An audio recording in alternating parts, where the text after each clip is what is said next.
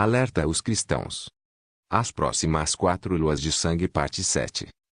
Olá meus amados, paz a todos. Abre aspas.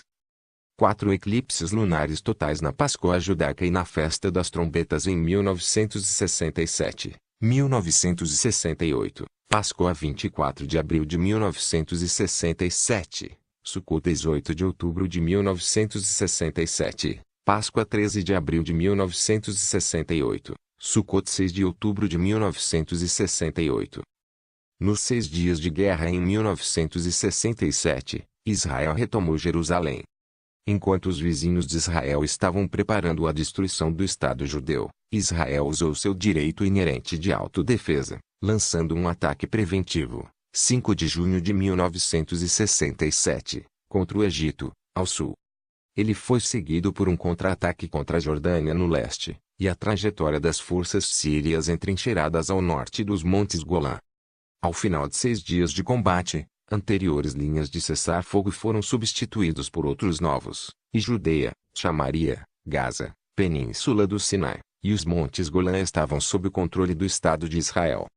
Como resultado, os vilarejos do norte foram libertados depois de 19 anos de bombardeios da Síria. A passagem de israelitas e a navegação israelense através do Estreito de Tirã foi assegurada, e Jerusalém, cuja administração havia sido dividida entre Israel e Jordânia desde 1949, foi reunida sob a autoridade do Estado de Israel. 1967 foi o ano que a cidade de Jerusalém foi reunida com Israel pela primeira vez em 2000 anos. Jerusalém é diferente de qualquer outra cidade da face da terra, porque Jerusalém é a cidade de Deus. Deus tem colocado seu nome lá. A sua integridade está lá. Jerusalém é o local onde Jesus foi crucificado pelos pecados do mundo, onde ele se levantou de entre os mortos e onde ele irá retornar como Rei dos Reis e Senhor dos Senhores. Ele vai criar o seu reino eterno em Jerusalém, que jamais passará.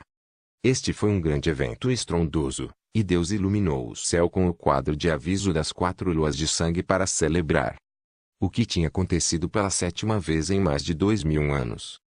O vemos se aproximar? Não que eu saiba.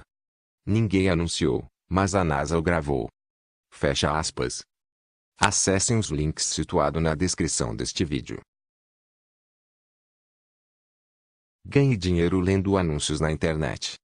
Saiba mais acessando o site freilan.com.br.